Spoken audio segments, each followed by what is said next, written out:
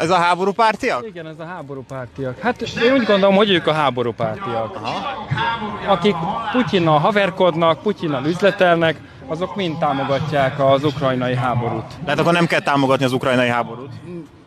Hát olyan szempontból támogatják az ukrajnai háborút, hogy orosz oldalról. Ja, értem. Orosz irányból, tehát hogy Európai Uniós irányból kell támogatni, mert hát meg kell védeniük magukat az ukránoknak, ez egyértelmű. Másik oldala pedig szintén hasonló, hiszen ott pedig a Putyinnak az alázatos szolgái láthatóak, most újabban fölkerült már az Orbán Balázs is a hazaárulása miatt. Toroszkai hogy került oda? Toroszkai az egészen egyszerűen azért került oda, mert ő volt az, aki Magyarországon az orosz propagandát terjesztette, elősegítette terjeszteni, igen.